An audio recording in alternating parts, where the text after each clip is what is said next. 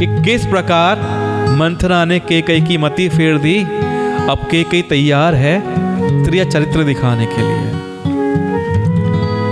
तो अब त्रिया चरित्र दिखाते हुए माता केकई कोप भवन में पहुंच गई हैं और संध्या के समय जब राजा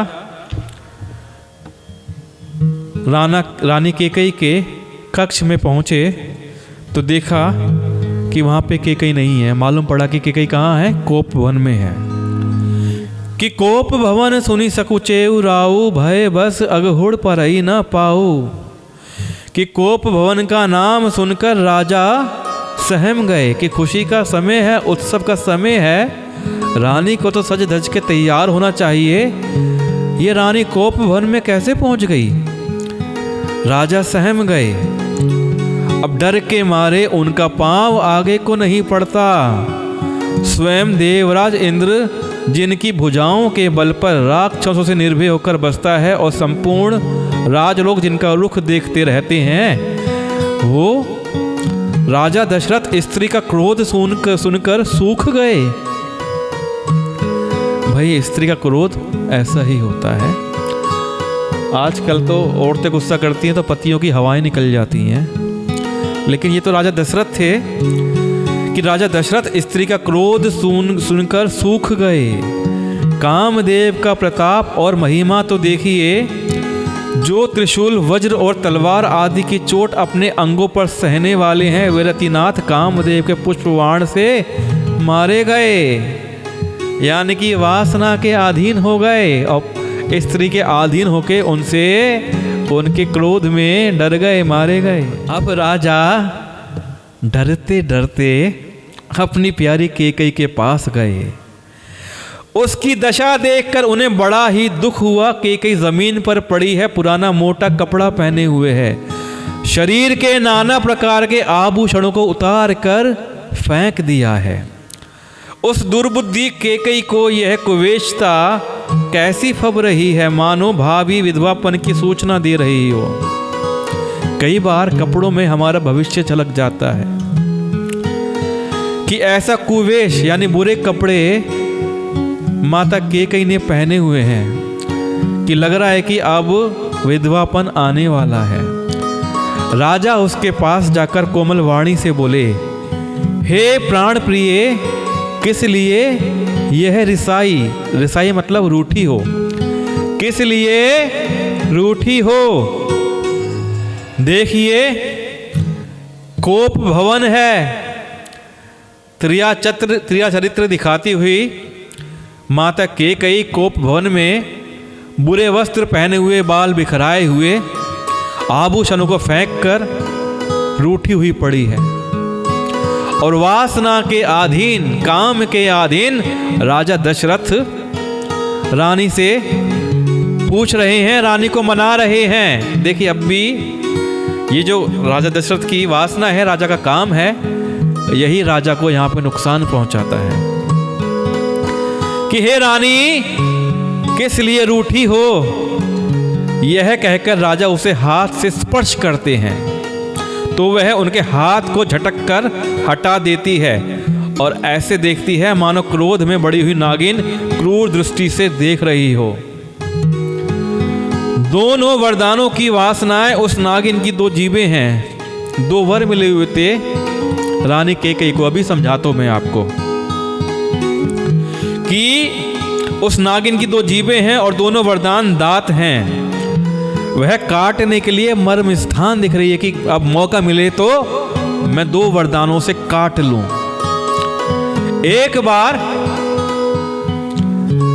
देव और असुरों का संग्राम हुआ और देवताओं की सहायता करने के लिए राजा दशरथ भी लड़ने गए। देवताओं की तरफ से असुरों से लड़ने के लिए गए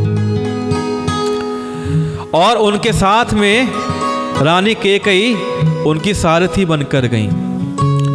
लड़ते लड़ते राजा दशरथ अचेत हो गए, उनको बाण लग गया, वो घायल अवस्था में थे और रानी केकई ने सही समझते हुए रथ को युद्ध स्थान से अलग ले जाकर राजा की सेवा करी, राजा को बचाया।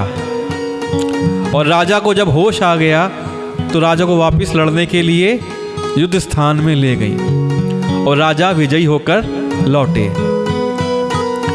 तब से राजा रानी के मुरीद हो गए और उन्होंने रानी को 2 वरदान मांगने के लिए कहा। तो रानी ने कहा कि अभी मुझे वरदान की आवश्यकता नहीं है, जब कभी मुझे वरदान चाहिए होंगे तो हे नाथ मैं आपको बता दूंगी। तो आज वही समय आ गया है। तो तुलसीदास जी कहते हैं कि राजा दशरथ होनहार के वश में होकर, यानी होनी के वश में होकर, इस प्रकार हाथ झटकने वाली नागिन की भांति देखने को कामदेव की क्रीड़ा समझ रहे हैं। अरे राजा दशरथ काम के अधीन हैं, वासना के अधीन हैं, और वो इस प्रकार हाथ झटकने की क्रिया को अदा समझ रहे हैं, रानी कैकेयी की अदा। बार बार कह राउ सुमुखी सुलोचनी पिक बचनी, कारण मोहि सुनाऊं गज गामिनी निज कोप कर। आहा क्या बात है। ये सोरठा था, ये इसी प्रकार इसका राइमिंग होता है। तो राजा बार बार कह रहे हैं, हे सुमुखी, हे सुलोचनी, हे कोकिल बयनी, हे गजगामिनी, मुझे अपने क्रोध का कारण तो सुना। आइए किस प्रकार से दशरथ जी काम के अधीन होकर रानी को मना रहे हैं कि हे प्रिय, किसने तेरा अनिष्ट किया है, किसके 2 सिर हैं, यमराज किसको लेना चाहते हैं, कह किस कंगाल को राजा कर दूं और किस राजा को देश से निकाल दूं। राजा दशरथ अपनी रानी को तरह तरह के प्रलोभन देकर रानी से बात निकलवाना चाहते हैं कि भैया क्यों नाराज हो, तेरा शत्रु अगर अमर देवता भी हो तो भी मैं उसे मार सकता हूं। बेचारे कीड़े मकोड़े सरीखे नर नारी तो चीज ही क्या हैं। हे सुंदरी, तू तो मेरा स्वभाव जानती ही है, मेरा मन सदा तेरे मुख रूपी चंद्रमा का चकोर है। यह बात तो सभी जानते हैं कि राजा दशरथ कैकेयी से सबसे ज्यादा प्यार करते थे। बोलिए सियापति रामचंद्र की जय हो। तो प्रिय प्राण सूत सर बसु मोरे, परिजन प्रजा सकल बस तोरे।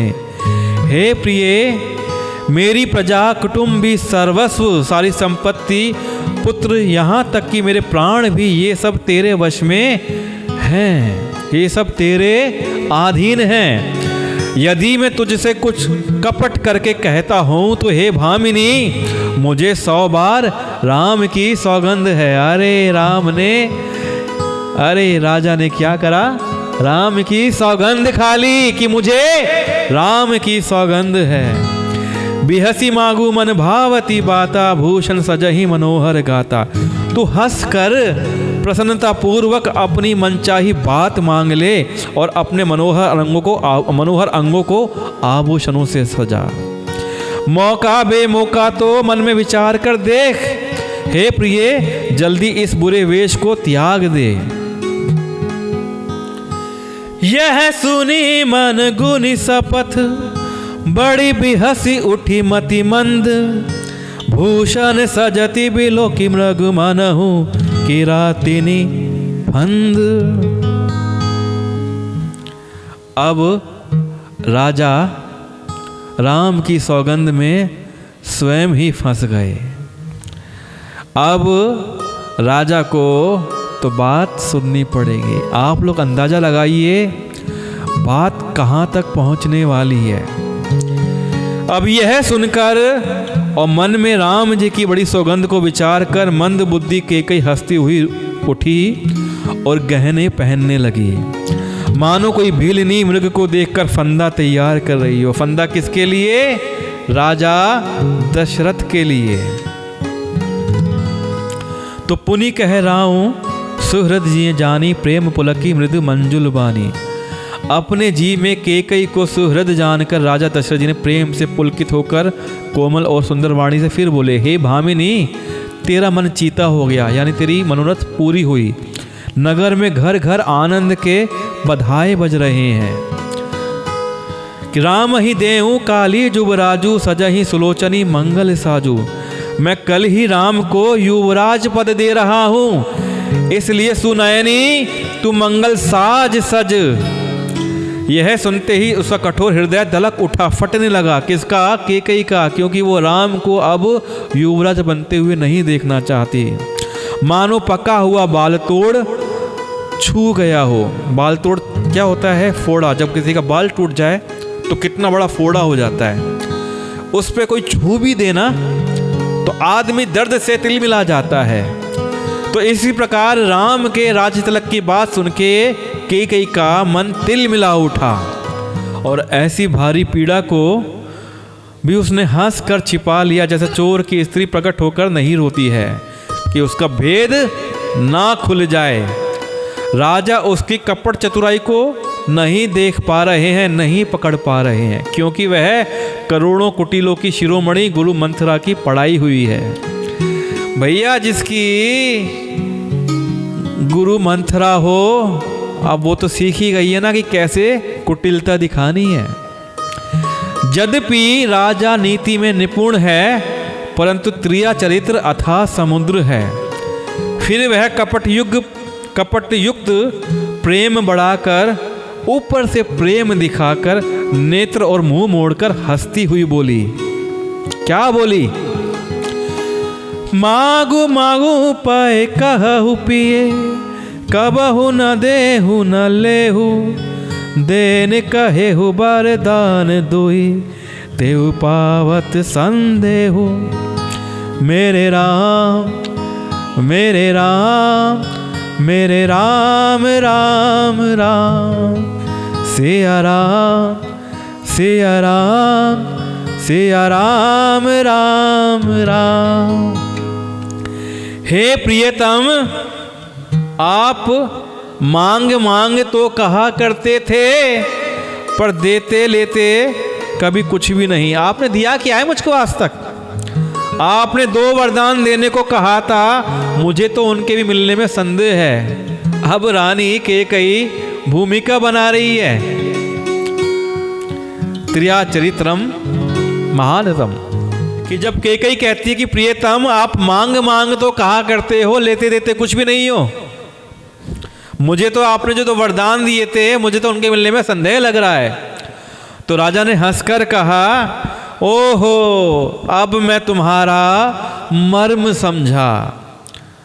मान करना तुम्हें परम प्रिय है। तुमने उन वरों को थाती रखकर, यानी कि धरोहर रखकर, फिर कभी मांगा ही नहीं, और मेरा भूलने का स्वभाव होने से वो प्रसंग याद ही नहीं रहा। तो अब ठीक है, रानी ने याद दिला दिया। तो मुझे झूठ मूठ दोष मत दो, चाहे 2 के बदले 4 मांग लो।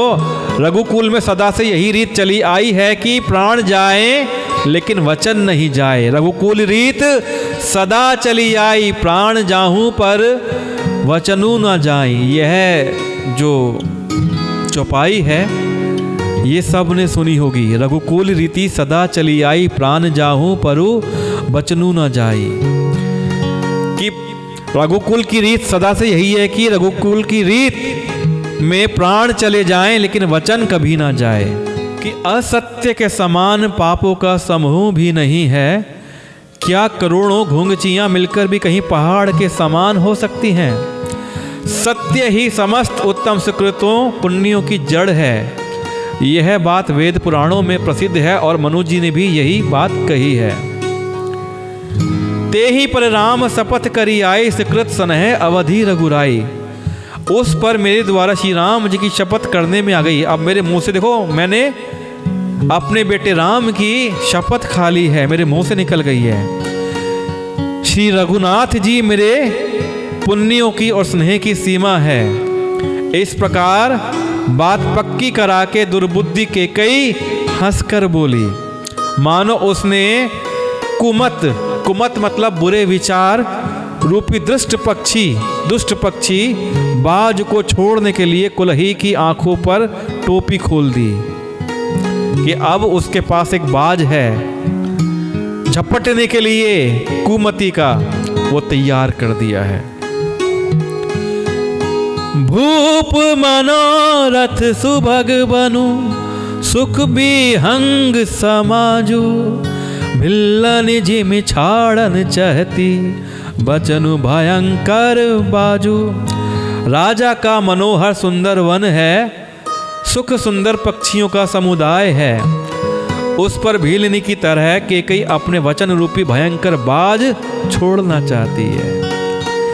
कैकेयी के मन में कितनी कुटिलता है हमारे भोले दशरथ जी पहचान ही नहीं पा रहे हैं। तो अब रानी कैकेयी क्या बोलती है कि हे प्राण प्यारे, सुनिए मेरे मन को भाने वाला एक वर तो दीजिए भरत को राज तिलक, और हे नाथ दूसरा वर भी हाथ जोड़कर मांगती हूं, मेरा मनोरथ पूरा करिए। क्या पूरा करिए? तपस्वियों के वेश में विशेष उदासीन भाव से राम 14 वर्ष तक वन में निवास करे। कैकेयी के कोमल वचन सुनकर राजा के हृदय में ऐसा शोक हुआ जैसे चंद्रमा किरणों के स्पर्श से चकवा विकल हो जाता है। ऐसा सुनते ही राजा दशरथ बिखर गए, उनको सदमा लग गया, चौंक गए। अरे रानी तूने ये क्या मांग लिया कुमति,